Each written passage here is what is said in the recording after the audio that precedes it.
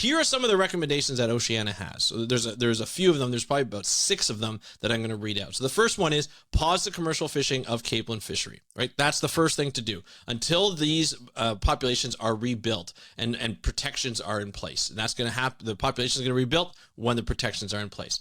Number 2, reduce northern cod quota to support long-term recovery. Number 3, establish healthy thresholds and biomass targets aligned with the Fisheries Act. This Fisheries Act is a great act. It just got redone right before 2019, and it's about time, and we strengthened it, but now we got to use it. We got to actually establish those healthy thresholds and align themselves with the Fisheries Act, as well as biomass targets. Now, biomass is the weight, of course, right? Abundance is the number of species or number of individuals. And number 4, set annual harvest rules. And number 4, set annual harvest rules for predictable, rebuilding-focused fishing.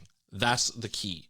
Number 5, add capelin to the stock provisions of the Fisheries Act. This is to make sure that they are measured and they are tracked all the way through so that we can see if their population goes up or down on an annual basis. And then number 6, implement modern monitoring protocols per DFO's, Department of Fisheries and Oceans Canada, fishery monitoring policy. So all these go into place to make sure that these stocks are healthy. We've had Jessica Shins from Oceana Canada on before. We talked about their annual report just last year that was done in 2024 and done every year. And they talked about how a lot of these fish don't have monitoring plans. A lot of these fish don't have these rebuilding protocols. And that's gut-wrenching, especially with the fact that they're lowering in the number in population, and that's something, you know, that we can't have. So here's a thing. Without these monitoring programs, without these provisions, capelin and cod lack biomass targets, harvest rules, and stock reference points. So these are all measures to measure a fishery properly. And if you don't have those there, you never know where you're going to add. It's just monitoring, folks. It's just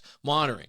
DFO has been managing capelin without key scientific benchmarks for over 30 years. This species collapsed 30 years ago. All of a sudden, they're not tracking it after this collapse. So you got to make sure to monitor these species so that we can find out it's a recovery. Maybe this had to do with a lot of the recovery of cod and it not doing so well in its recovery. Because you would think if you had a moratorium on fishing in 1992, you would expect that there'd be a huge recovery, but that's not so. So something else is going on there. Maybe it's the prey species, the population has gone up and down since then, and they don't have the proper benchmarks for it.